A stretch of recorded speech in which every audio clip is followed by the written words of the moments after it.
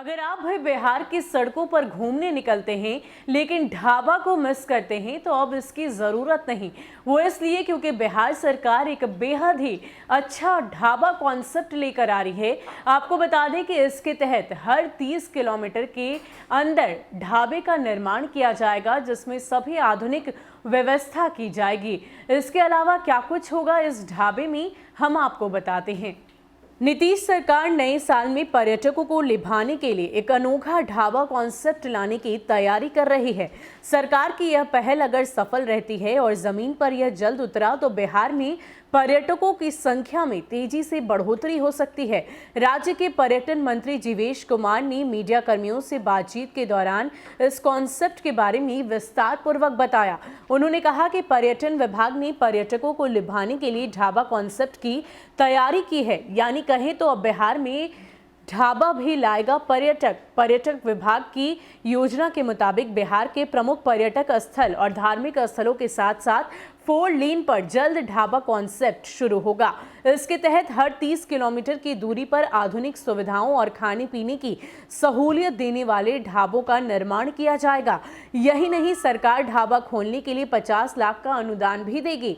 पर्यटन मंत्री के मुताबिक इस कदम से विभाग को राजस्व बढ़ोतरी की उम्मीद है।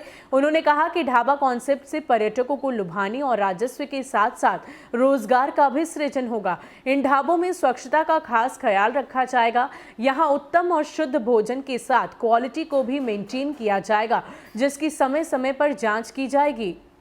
हर ढाबे के बाहर बिहार पर्यटन विभाग का बोर्ड लगाया जाएगा ताकि पर्यटकों को यह एहसास हो कि सरकार ने उनके लिए जो व्यवस्था की है उसकी जिम्मेदारी सरकार की भी है।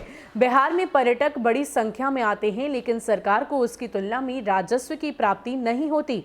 पर्यटकों की संख्या और राजस्व को बढ़ाने में दिशा में सरकार की कॉन्सेप्ट ढाबा योजना कितनी सफल होती है तो ये तो वक्त बताएगा। लेकिन फिलहाल बिहार में जिन 4 प्रमुख पर्यटक स्थलों पर सबसे ज्यादा संख्या में दर्शक आते हैं उनका नाम है गया, बोधगया, राजगीर और नालंदा। वैसे तो बिहार अपने गौरवशाली इतिहास के लिए जाना जाता है और यहाँ पर कई सारे प्रमुख पर्यटन स्थल भी है। खास करके अगर हम बात करें राजगीर, नालंदा और बोधगया की, तो ये प्रमुख पर्यटन स्थल हैं बिहार में। लेकिन यहाँ पर पर्यटक तो जाते हैं, लेकिन उतना राजस्व बिहार सरकार को नहीं मिल पाता। ऐसे में ये ढाबा कॉन्सेप्ट कहीं ना कहीं बिहार के राजस्व में और भी ज़्यादा बढ़ोतरी करेगा और साथ ही साथ पर्यटकों का बुलावा भी और भी ज़्यादा बढ़ जाएगा। फिलहाल के लिए इतना ही। ऐसे ही अपडेट्स के लिए आप हमारे साथ बने रहिए और देखते रहिए न्यूज़ फॉर नेशन। नमस्कार।